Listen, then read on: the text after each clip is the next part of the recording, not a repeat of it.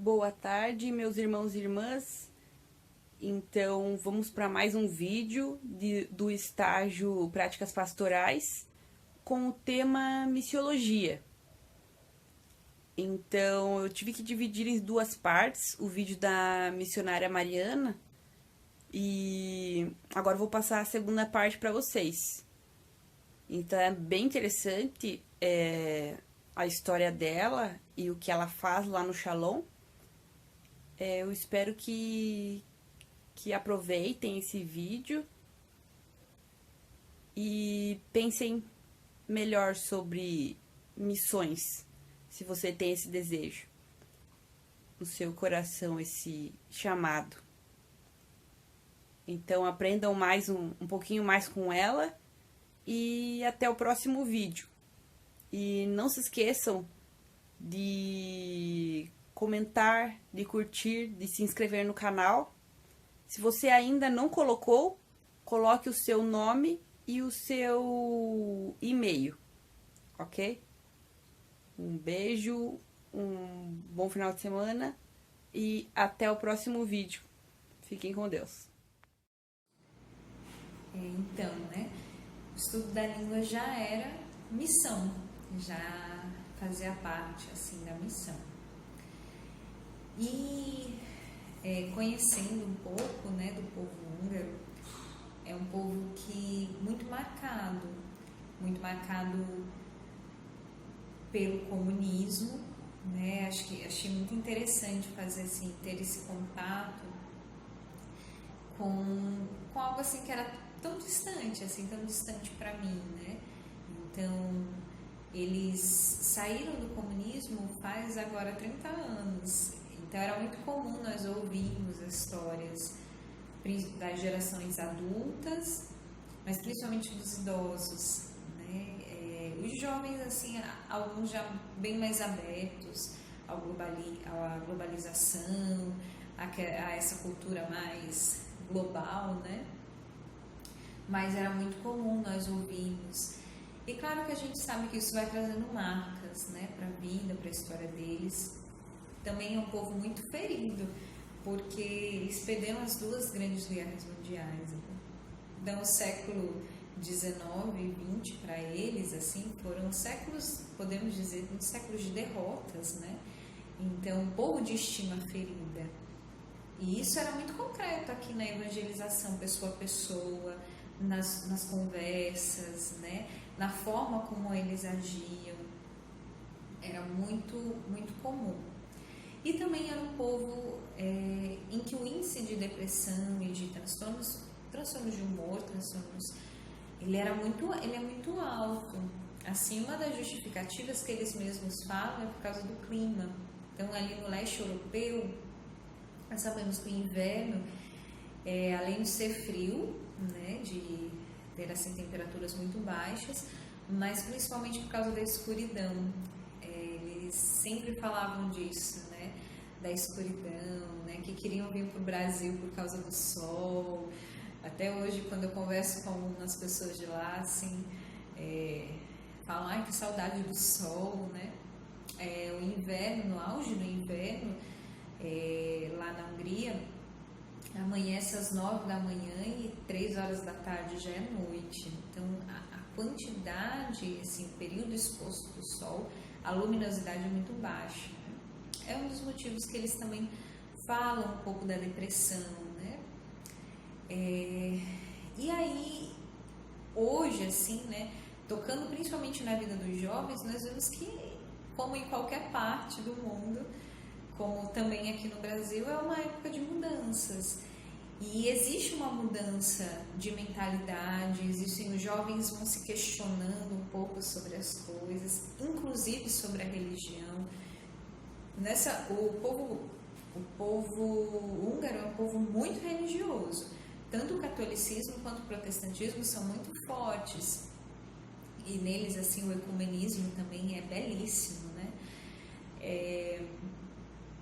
Mas, justamente porque eles precisavam, e era uma grande, assim, orgulho, Eles precisavam lutar para ser religiosos durante o comunismo. Eles lutaram para ter as suas celebrações, eles lutaram para crer. Isso era um motivo de grande orgulho. E essas gerações mais novas, assim, acabaram não vivendo isso, né? E dentro assim, desse contexto de globalização, de um ateísmo prático mesmo, a gente já ia tocando em uma mentalidade mais globalizada, né? Tocando assim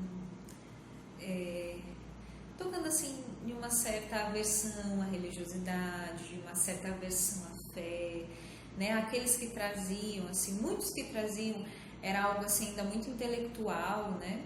A fé muito a nível intelectual, ou a fé é uma questão assim muito tradicional, uma questão da história, né? Não muito aquela experiência de uma religiosidade viva, né? De uma religiosidade concreta. E nós tínhamos, né, grupos de oração.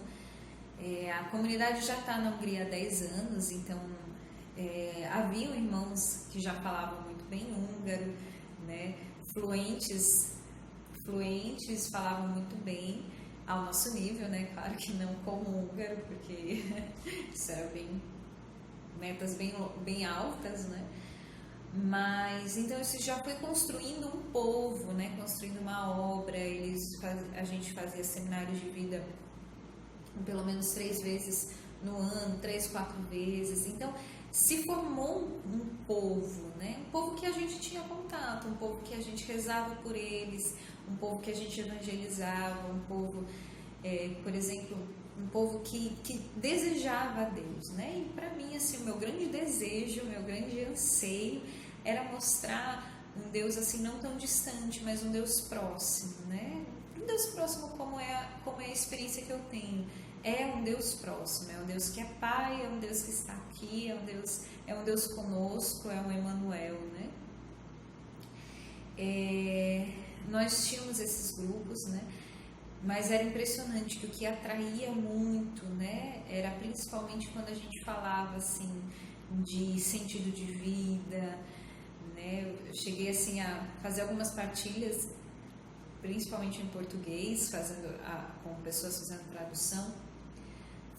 Falando um pouco sobre sentido de vida, sobre liberdade interior, sobre autoestima, porque eles tinham essa sede assim, dessa reconciliação também com Deus, consigo mesmo, né? Era muito, muito marcante, muito presente nas nossas conversas, né? Muito presente na nossa evangelização, na nossa formação também, né? Dos filhos daqueles que já estão a caminho, né?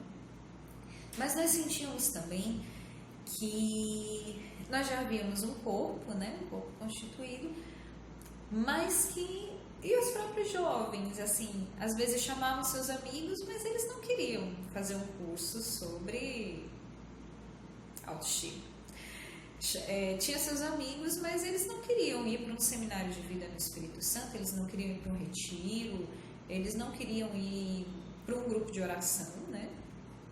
Não queriam estar. E a gente sentia falta também, a gente percebia assim, que precisava ter esse ambiente neutro, como foi a sabedoria que Deus deu no início da comunidade. Então era muito interessante quando a gente fazia festas, né? Então eles não iam para um grupo de oração, mas quando falava lá que era uma festa de karaokê, muitos amigos, muitos jovens apareciam e a gente conseguia fazer assim, esse caminho de amizade. Também nós começamos e montamos a nossa lanchonete lá na Hungria.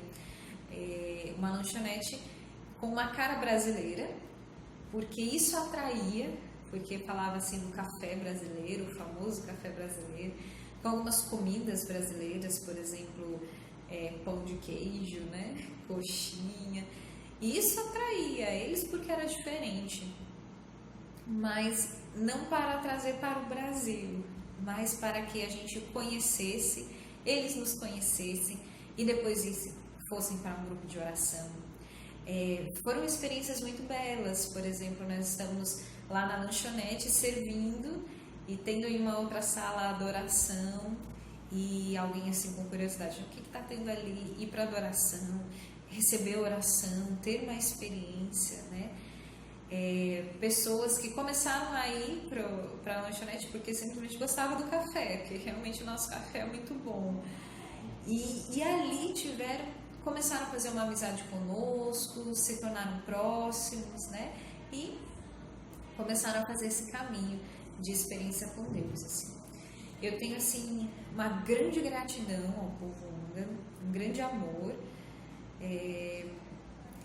e eu acho que para mim foi uma experiência muito forte de evangelização e de missão diante daquela pessoa a pessoa, né?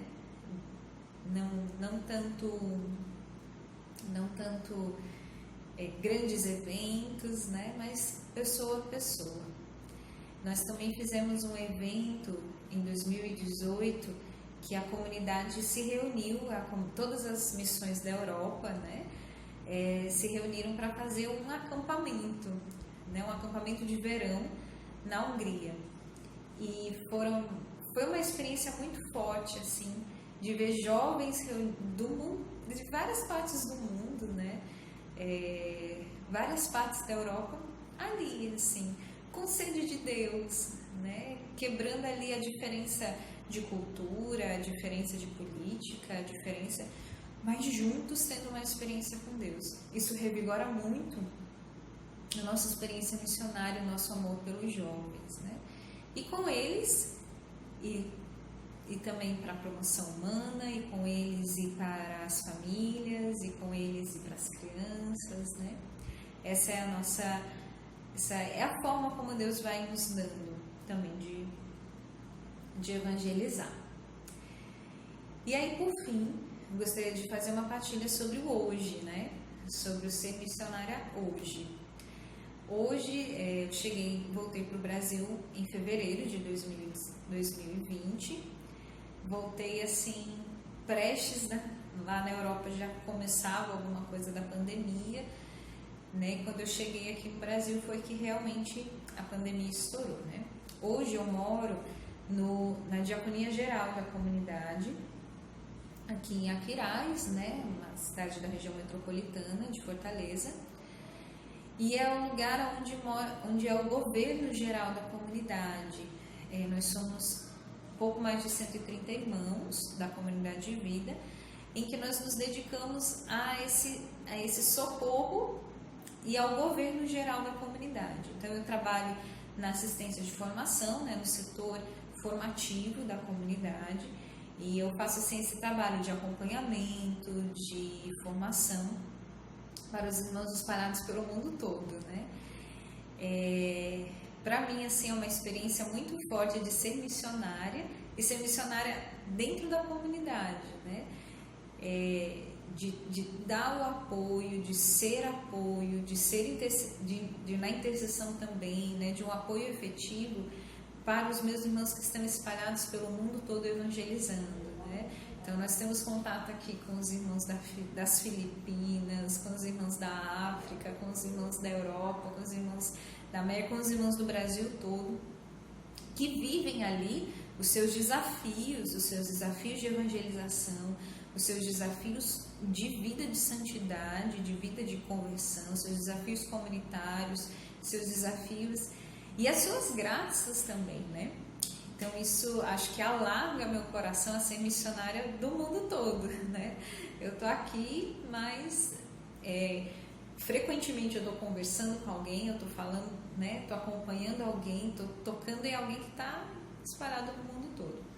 E isso é uma grande graça, né? Me sinto realmente missionária,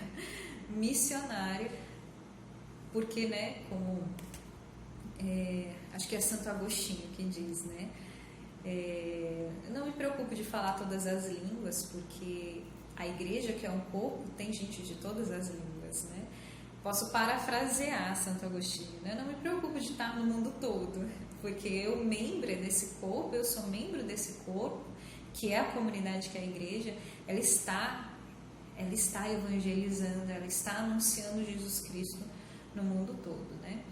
E ser esse suporte, para mim hoje também é muito claro desse ser missionário. Eu também penso muito em Santa Clara de Assis. Ela conta, né, os biógrafos, que quando as irmãs voltavam, né, de esmolar, ela lavava o pé das irmãs, né, beijava o pé das irmãs. Então hoje, né, vivendo aqui, morando aqui na diaconia, eu me sinto muito nesse papel de lavar os pés dos meus irmãos, né? Como são belos pés que anunciam o Evangelho da Paz, né? Que anunciam Jesus Cristo. Então, ser esse suporte nos acompanhamentos, na formação, na intercessão, é também lavar esses pés e também ser missionária, né? Ser apoio. E de uma forma muito especial, nós vivemos hoje um tempo de muitos desafios, né? Que é o tempo da pandemia. E nós temos assim esse grande ardor, esse desejo de evangelizar, esse desejo de anunciar Jesus Cristo. Nós vemos que há uma necessidade do anúncio explícito, há uma necessidade do apoio, né? Há uma necessidade e também de formação. Nós vamos descobrindo como comunidade novas formas, né? Que talvez para o mundo não são tão novas, mas colocando Deus dentro, né? Talvez geraram novidades, como por exemplo, estamos trabalhando com muitas lives, né? Reuniões integradas, online, fazemos assim, esse suporte de acompanhamento. Tive uma experiência forte nesse tempo de pandemia, em que uma enfermeira do Rio de Janeiro nos procurou pedindo orações, porque ela, com muita tensão, né, diante do que ela vivia no quadro, de dar esse suporte mesmo, né, por causa do Covid, do aumento dos casos. Então, ouvi-la, rezar por ela também foi uma experiência muito forte de evangelização e de enxugar as lágrimas, né, daqueles que sofrem. Nós vamos tocando em realidades novas. Por exemplo, essa semana mesmo nós participamos de um sepultamento online. Foi um senhor que morreu de Covid, né, em Rondônia, e nós temos uma irmã, né, que era o avô dessa irmã. Então nós participamos online, o padre deu a bênção, nós rezamos, cantamos, coisas assim inimagináveis há muito pouco tempo atrás, né? E percebemos assim que existe esse desejo, né? O sofrimento vai deixando o coração do homem mais aberto a Deus, né? Vai deixando o coração do homem mais sensível. Então existe o desejo de Deus, existe o desejo. Nós precisamos saber, ter a sabedoria de como encontrar, né? E como ser resposta também nesse tempo. Eu acredito que seja isso a minha partilha. Me coloco também à disposição para partilha, que também sempre é uma alegria falar da comunidade, falar do grande presente, o grande tesouro que Deus nos dá, que é o carisma, o grande tesouro que Deus nos dá, que é a vocação. Não sou teóloga, mas eu acredito que o que eu posso falar é dessa experiência, né? Que Deus vai me dando, que Deus vai nos construindo, né? Que Deus vai nos constituindo. Então, Deus os abençoe. Shalom.